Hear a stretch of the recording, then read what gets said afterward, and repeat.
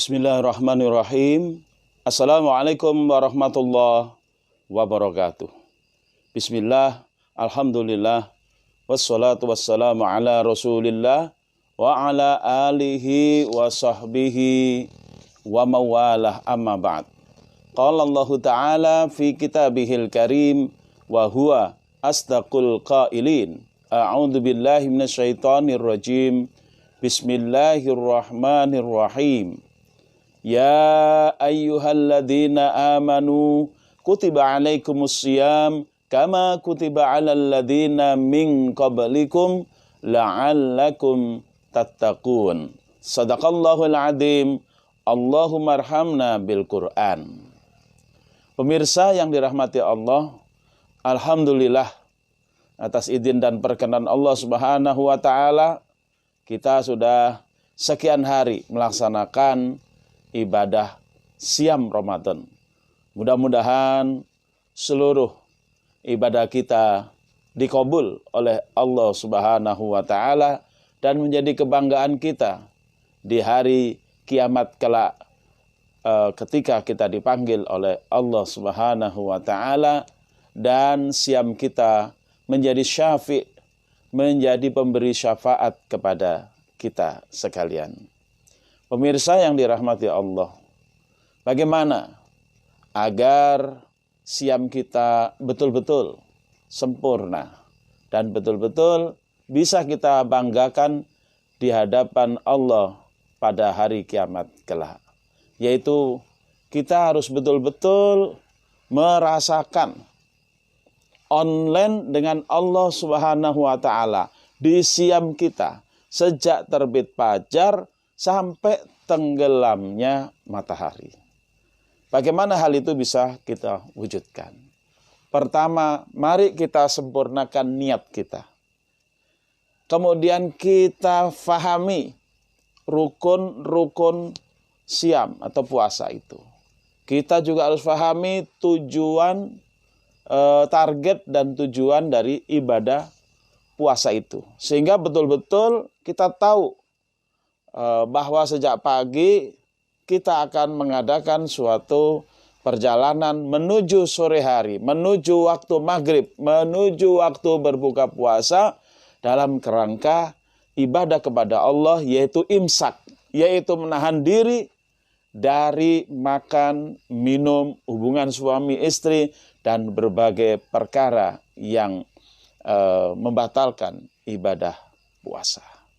Kita awali dengan niat bahwa puasa itu adalah ibadah yang ditujukan kepada kita, yaitu sebagai orang-orang yang beriman. Sebagaimana firman Allah tadi, ya ayyuhalladzina amanu, hai orang-orang yang beriman. Allah tidak menyebut ya ayyuhan nas, manusia secara umum. Oleh karena itu yang tidak beriman maka tidak bisa memenuhi syarat daripada ibadah puasa. Syarat ibadah puasa harus seorang muslim yang beriman kepada Allah Subhanahu wa taala, yang beriman kepada hari akhir. Pemirsa, kita niat ibadah puasa. Nawaitu shauma ghadin an adai fardhi syahri ramadhana hadisanati lillahi ta'ala. Nawaitu aku berniat shauma ghadin, untuk saum pada keesokan harinya. An adai fardhi syahri ramadhana, untuk melaksanakan kewajiban siam Ramadan. Sebagaimana yang telah diperintahkan dalam ayatnya, ya ayyuhalladzina amanu kutiba alaikumusiyam. Hai orang-orang yang beriman, telah diwajibkan kepadamu untuk siam. Kama kutiba alal ladzina min qablikum. Sebagaimana telah diwajibkan kepada orang-orang sebelum kalian. La'allakum tattaqun, agar kalian bertakwa. Kembali kita kepada niat. Nawaitu shauma ghadin an adai fardhi syahri ramadhana. Aku berniat untuk melaksanakan kewajiban ibadah siam Ramadan, ya. Nawaitu shauma ghadin, aku berniat untuk berpuasa esok hari fardhi syahri ramadhana, yaitu melaksanakan kewajiban puasa pada bulan Ramadan. Hadisanati tahun ini lillahi ta'ala. Jadi kita mantapkan niat itu. Mulai dari kita malam mengucapkannya setelah sholat tarawih, kemudian menjelang pagi, menjelang waktu imsak, menjelang waktu subuh, kita mantapkan dalam hati kita bahwa kita pagi ini akan melaksanakan siam yang merupakan kewajiban dari Allah Subhanahu wa taala.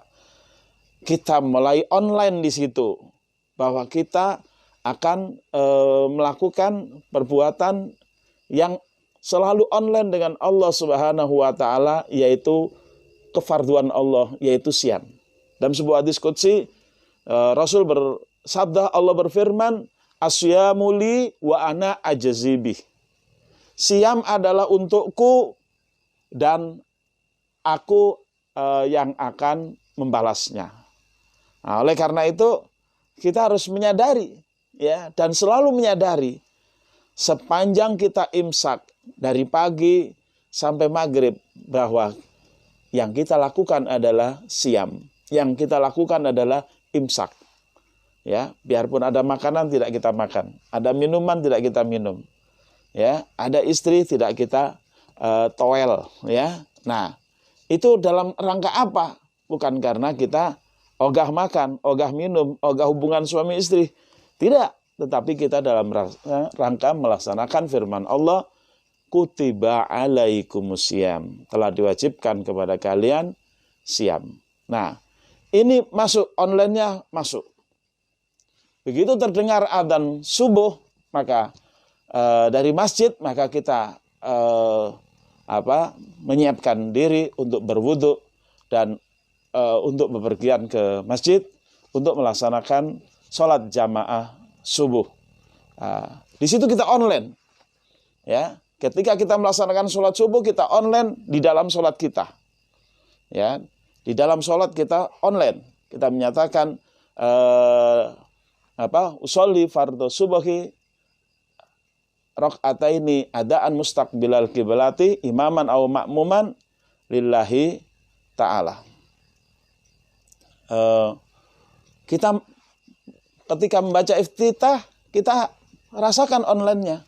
Kabira walhamdulillahi katsira wa subhanallahi bukratan wa asila wajjahtu wajhiya lilladzi fataras samawati wal arda hanifan musliman wa ma ana minal musyrikin inna salati wa nusuki wa mahyaya wa mamati lillahi rabbil alamin. Di situ adalah pernyataan kita, deklarasi kita yang menunjukkan bahwa kita online dengan Allah Subhanahu wa taala. Dalam doa iftitah kita. Inna sholati, sesungguhnya sholatku, wa nusuki, dan ibadahku, wa mahyaya, dan hidupku, wa mamati, dan matiku, lillahi rabbil alamin. Adalah hanya untuk Allah Subhanahu wa taala. La syarika lahu. Allah tidak ada serikat. Allah itu esa. Allah itu ahad. Ya. La syarika lahu, tidak ada serikat baginya, tidak ada mitra kerja dari Allah Subhanahu wa taala, tidak ada Tuhan selain Allah, tidak ada sekutu Allah, la syarikalah. Wa bidzalika umirtu, demikianlah aku diperintahkan, wa ma ana minal musyrikin, dan tidaklah aku seorang musyrik, ya. Nah, pemirsa yang dirahmati Allah, kita terus membaca firman Allah, membaca Al-Fatihah. Kita online dengan Allah. Bismillahirrahmanirrahim. Alhamdulillahirabbil alamin. Ar-Rahmanirrahim. Maliki yaumiddin. Iyyaka na'budu wa iyyaka nasta'in. Ihdinas siratal mustaqim. Siratal ladzina an'amta 'alaihim ghairil maghdubi 'alaihim waladdallin. Di situ kita komunikasi dengan Allah. Di situ kita online dengan Allah Subhanahu wa taala dalam bacaan Al-Fatihah kita. Terus kita membaca salah satu surat. Misalnya qul huwallahu ahad, Allahu samad, lam yalid wa lam yulad wa lam yakul lahu kufuwan ahad. Kita online terus dengan Allah Subhanahu wa taala. Dan terus seterusnya seluruh bacaan-bacaan maupun gerakan-gerakan di dalam sholat subuh menunjukkan kita online dengan Allah. Kita ruku, kita sujud. Kita ruku, kita mengucapkan subhana rabbiyal azimi wa bihamdi. Kita sujud, kita mengucapkan subhana rabbiyal a'la wa bihamdi. Lalu kita membaca at-tahiyat, ya. Itu semua juga kita online. Ba'da sholat subuh kita zikir. Setelah itu kita doa. Setelah itu kita membaca misalnya doa fajar, kita membaca wirdul latif. Itu semuanya adalah zikir-zikir dan doa-doa yang menghubungkan kita dengan Allah Subhanahu wa taala. Setelah itu kita membaca Al-Qur'an. Ya, kita upayakan kalau bisa 1 juz setelah sholat subuh. Setelah kita zikir. Ketika kita membaca Al-Qur'an, yang kita baca adalah kalamullah. Berarti kita adalah online dengan Allah Subhanahu wa taala. Nah, setelah itu kita melakukan pekerjaan-pekerjaan di pagi hari, mungkin karena kita ini sekarang sedang stay at home, ya, tidak datang ke kantor, tidak pergi ke ladang, tidak pergi ke pasar, ya kita mengerjakan pekerjaan yang ada di rumah atau di halaman rumah atau di kebun kita, ya, tidak jauh-jauh dari rumah kita. Maka kita apa yang kita kerjakan, yang penting kita sadari bahwa kita sedang menahan diri, imsak. Jadi imsak tidak hanya 10 menit menjelang waktu subuh, itu adalah kesalahkaprahan.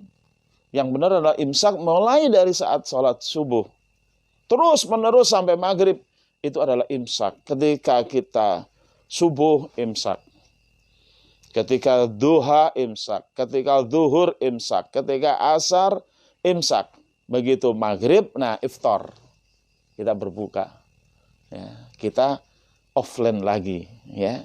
Jadi kita online terus, ya. Kita usahakan jangan sampai blank spot. Apa itu blank spot? Ibarat kalau kita nelpon, kehilangan sinyal, terputus hubungan dengan lawan bicara kita.